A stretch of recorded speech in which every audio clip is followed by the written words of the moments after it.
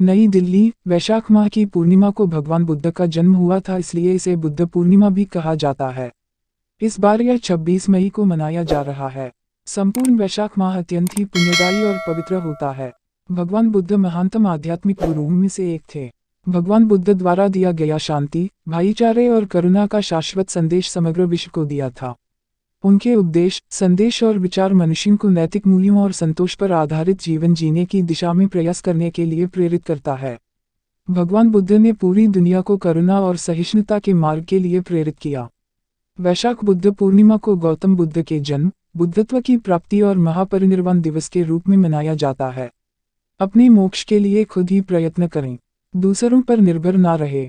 किसी विवाद में हम जैसे ही क्रोधित होते हैं, हम सच का मार्ग छोड़ देते हैं और अपने लिए प्रयास करने लगते हैं। आपके पास जो कुछ भी है उसे बढ़ा चढ़ाकर मत बताइए और ना ही दूसरों से ईर्ष्या कीजिए। घृणा घृणा से नहीं, प्रेम से खत्म होती है, यह शाश्वत सत्य है। बुराई होनी चाहिए ताकि अच्छाई उसके ऊपर अपनी पवित्रता साबित कर सके। वह जो 50 लोगों से प्रेम करता है उसके 50 संकट हैं, वो जो किसी से प्रेम नहीं करता उसके एक भी संकट नहीं है। खुशी अपने पास बहुत अधिक होने के बारे में नहीं है, खुशी बहुत अधिक देने के बारे में है। जैसे मोमबत्ती बिना आग के नहीं जल सकती, मनुष्य भी आध्यात्मिक जीवन के बिना नहीं जी सकता। 3 चीजें ज्यादा देर तक नहीं छुप सकती, सूर्य, चंद्रमा और सत्य। क्रोध को पाले रखना गर्म कोयले को किसी और पर फेंकने की नीयत से पकड़े रहने के समान है, इसमें आप ही जलते हैं। क्रोध में हजारों शब्दों को गलत बोलने से अच्छा मौन वह एक शब्द है जो जीवन में शांति लाता है। जीवन में किसी उद्देश्य या लक्ष्य तक पहुंचने से ज्यादा महत्वपूर्ण उस यात्रा को अच्छे से संपन्न करना होता है।